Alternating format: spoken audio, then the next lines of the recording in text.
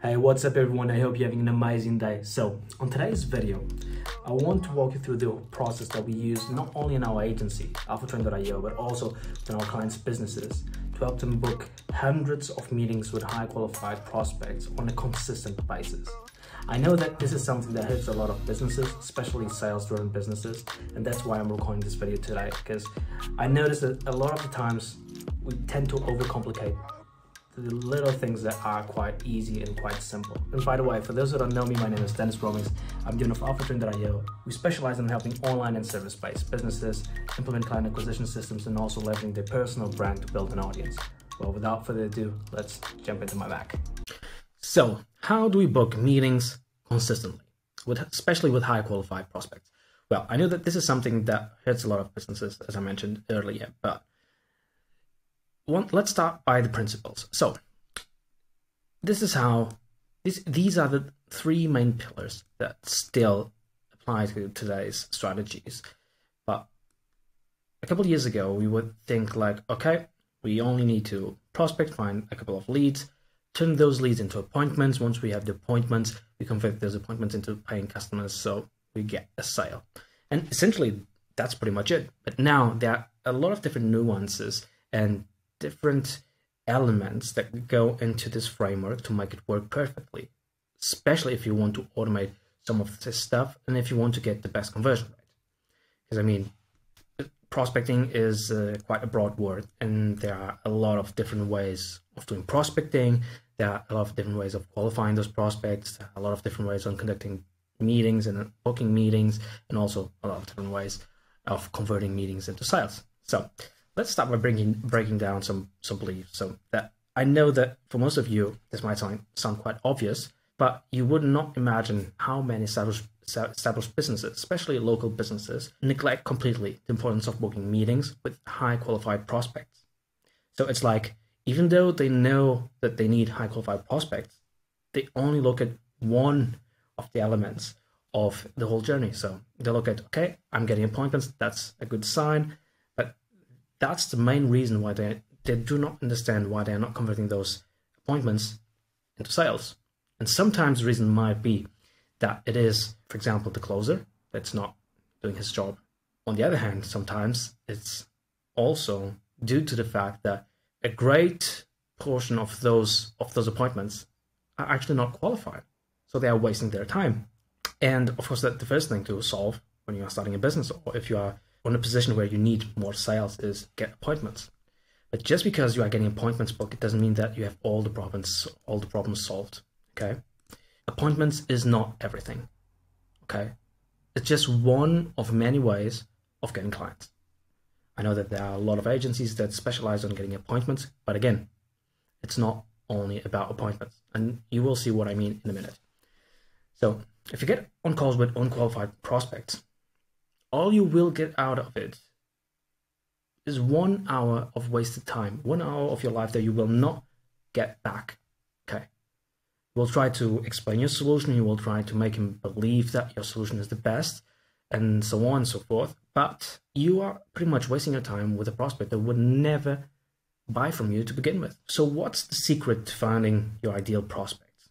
I mean, we already established that it's not only about all about appointments. So how do we find those prospects? Well, most of the time, all you want to do is find the decision maker, aka the founder, CEO, CMO. And I see a lot of people struggling because most of the times they hop on the calls with someone that is not actually the decision maker. And secondhand selling never works. At the end of the call, they will always ask you, okay, can you shoot me an email summarizing, can you send us a proposal? We will analyze it and get back to you. I am not the decision maker, so I cannot make any decision here right now on the spot. And what happens is that all that energy that you put into that sales call, it was completely wasted, because I mean, even though he might have found your solution interesting, there's nothing that he can do or that she can do about it. The only thing that she will do, or he will do, is summarize that meeting, some of the highlights that he or she found interesting, and present them to hopefully the decision maker. And sometimes not even that, so completely waste. And how do you find the founder, the CEO, the CEOs, the CMOs, the owner of the business? Well, some might think that it's quite hard, but it's easier than you think. All you need is a laptop and internet connection. So choose 1 or 2 channels. Don't try to spread across all the channels, otherwise you will, again, spend a lot of time going back and forth between different channels. So you can find prospects in any social media platform and also on Google. Okay, at least these are the ones that we found to be the best acquisition channels for our agents and for our clients, especially social media channels and also Google. Okay, let's say that you are targeting e-commerce business owners. Let's say that you are going after jewelry stores. So you already know that if you're in that niche, specifically that most of the businesses run a Shopify store, right? Or WooCommerce or BigCommerce or something like that. So you can just head over to Google. Google, and then you can enter the site myshopify.com, and let's say that if you are going, and you will see, if I punch this in, all you will see, these are all Shopify stores. Okay, so quite easy. See, so here's one. By the way, I use this app, Web Analyzer, Shopify, as you see. So Shopify.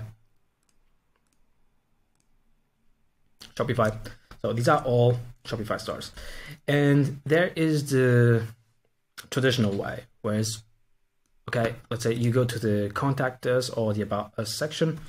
So About Us. Okay, we don't have an About section on this one. Let's see here. Or Story. Yeah, I think we had Story. Here we go. Usually, if we mention founder, let's see, for example, this one. Let's say Contact Us. And do we have an About section? Home? No, I don't think we have. Oh, here we go. We have About section. Usually we founder. Oh, here we go. I am the founder and the creative vision behind Snoop's Limes. Okay, so what's her name? Okay. Seeing her name. Etsy. Mission. Okay. One way we could do it is like go to here, for example, Snoop Lines. You can punch in like founder. Here you go. Check me in. Ready, founder and CEO at Snoop Lines. Perfect. So now you would use a tool like Snob.io, Email Finder, or Apollo.io, Email Finder. It's like a browser extension, and you could like get the business owner's email. But now here's the problem. So just because you have the founder's email, it doesn't mean that you can just go in and send her a message. Most people are still doing this. They are finding the founder's emails. I'm sorry. And then they just add them to an emails list and they send a blast. Okay. Some even might go the extra mile and perhaps go to the About section, find something about it, write down a personalized first line. That also helps to make it more personalized, and then pitching right away. But guess what? You are still invading the founder's space or his or her email inbox without her permission. So what we want rather do is, once you find a prospect and you qualify them, so let's, MQL stands for Marketing Qualified Lead. Let's say that it qualifies. Now it looks like a good fit. Perfect. Let's engage. But all you want to do on the first touch is warm the lead up. So the prospect is completely cold and you want to warm it up. How do you do that? Well, let's just quickly go back into our doc, and getting attention is all about crafting your message. Okay. So how do you get the founder's attention without sounding too creepy or sounding like everyone else? When it comes to crafting an effective message, all you want to do is to make sure that that message resonates with your prospect's current situation. Okay. And by calling out their biggest pain point. For example, a few years back, it was all about iOS 14 tracking issues. And you would go in and explain that you know how difficult it is with since iOS 14, and that Facebook ads are not tracking properly, and now you have a solution for that. Probably you would pitch them TikTok ads or a different platform, and that way you would get their attention. But now there are different ways that you can leverage to make it a little bit less invasive. So whereas 5 years ago, I could simply go in, say something like, I will run your Facebook ads, we work on a performance basis, I will get their attention because of the performance basis, then get them interested to jump on a meeting with me, and then close them up on a good retainer plus a performance component. Now it's not the same, okay?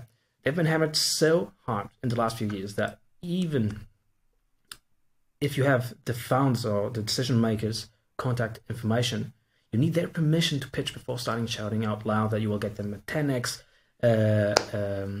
ROAS, or that you will get them from 50,000 to 100,000 in 30 days, all those crazy bold claims. Now, it doesn't work like that anymore, and as I've mentioned, they've become numb to those type of messages. So you need to differentiate yourself from the rest of the noise. And how do you do that? You do that by respecting their space. So if you ask their permission to pitch, they grant you that opportunity. You already got their goodwill, you earned that, and that will be crucial if you want them to later on agree to jumping on a call with you. Okay? This is what we call micro commitments. And the more times a prospect says yes, the more likely it is for you to get another yes and another yes. Now, before breaking down the other sections, now that you have their permission to sell, what you want to do by crafting the perfect message is giving them, so the first thing when crafting the message is get their attention, but ask for permission. Then give them a little bit more. If they agree for you to send their pitch, you don't want to send them like a long message or like a gigantic email explaining every single detail and nuance of your work. So you want to go, just give them a little bit more, a little taste of what you do. For example, leverage a case study, or leverage a different process that you are using, or maybe you can even point them out to a screenshot of some of the results that you've got. Give them a little bit more information, and you want to focus only on the desired outcome, not on the process. Again, the process, no one cares if you are using Facebook ads, TikTok ads, if you are using Google, if you are doing SEO, whatever it is. They care about the desired outcome, which is usually increasing the revenue, increasing their profit, or spending less time, or spending less money. Well, either one of these four will work great for you. Now, at the bottom of your message, you want to make sure to include only one. Don't make the mistake of including like 1 or 3 questions within your email or within your message. Just one simple call to actions like, okay, I would love to walk you through our process. Are you available in the next few days? Jump on a quick call. No obligations, just an informal chat. Well, and by the way, you can also include your link underneath, your calendar link. So this is how you go from finding a prospect, make sure that it is qualified. If it is qualified, engage with them, and then start slowly, get permission to pitch. Once you have the permission to pitch, grab their attention again, insert your bold claim, and give them the opportunity to learn more about it or to break down the process by jumping on a call with you. Okay? What is a marketing qualified lead? So, when it comes to qualifying prospects, and I'm just circling a little bit back, within our agency, Alpha20.io, we have 2 qualification processes that we use: MQLs, marketing qualified leads, and SQLs, sales qualified leads. What are they, and how do they differentiate themselves one from the other? Well, just because you found a prospect that looks like your ideal customer profile, it doesn't mean that they are sales qualified.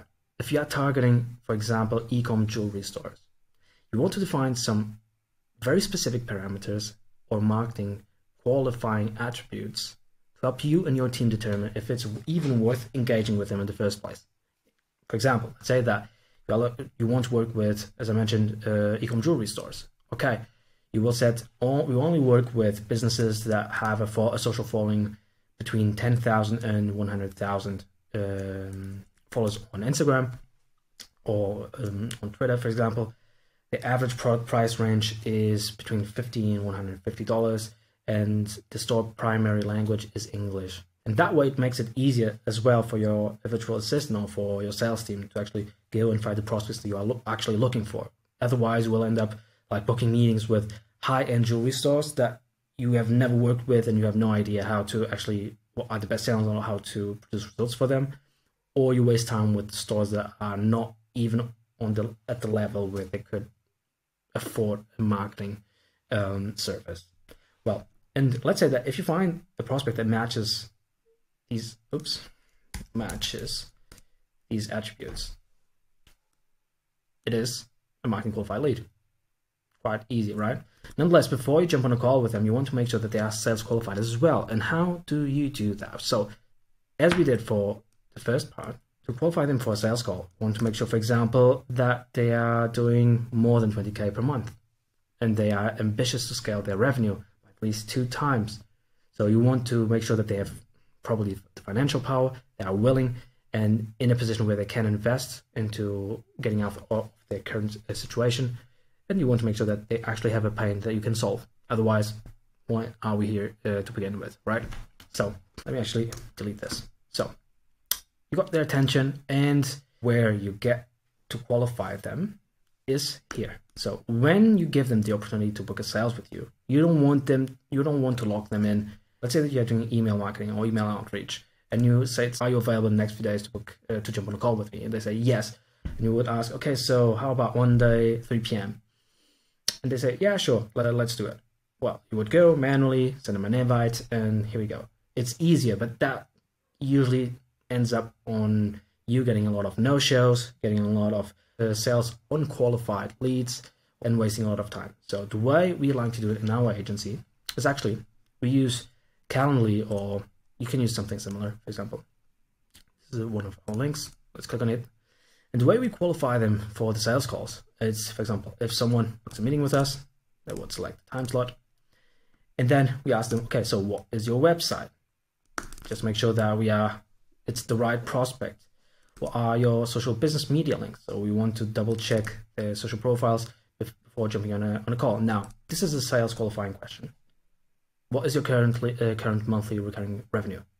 This helps us determine if someone is doing less than 10,000 per month.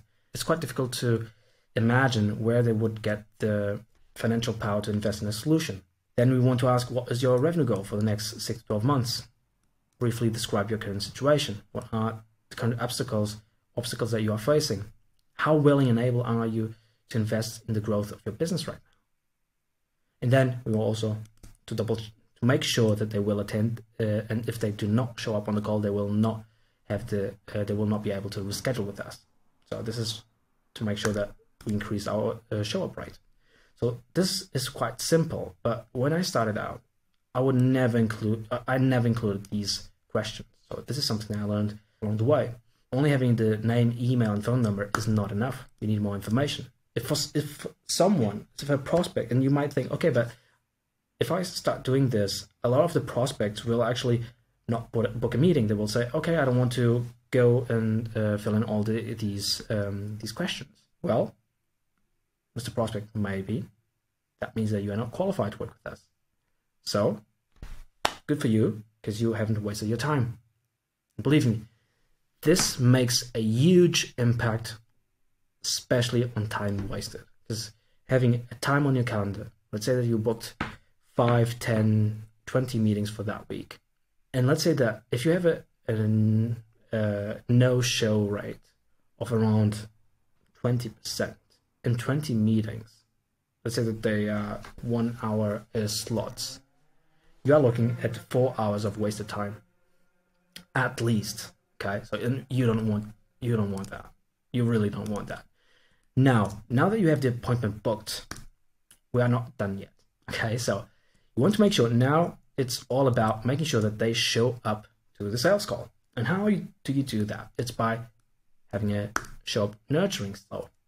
Well, firstly, we want to send them a confirmation. You also will probably want to include the agenda for that meeting to make it very clear on what are the main topics that you will discuss. Then you want to send them a reminder, an email reminder, or an SMS. It's your call. 1 day prior to the sales call, make sure that they get a written confirmation request. So you want them to actually manually confirm that they will attend to the meeting. Otherwise, I've seen that every single prospect that replies to our written confirmation email, all of them show up. For those who actually don't send a written confirmation, only about 50 to 60% show up. So this is a big important step that will definitely help you out if you are suffering of quite high no-show rate. Okay. And last but not least, you want to prepare your prospect for the call. So let's say 1 hour earlier or 2 hours prior to the sales call, send them again a reminder plus a warm-up piece of content. If you send them like a YouTube video or a piece of content that you have written or recorded, it's a lot easier because they will feel like they know you a little bit better because they already know how you sound, how you look, how you talk. So that will go a long way. And this is, of course, this is quite simplified, but this simple system will make a huge impact on the way you book and close your calls. Okay. Prospecting, make sure that they are qualified.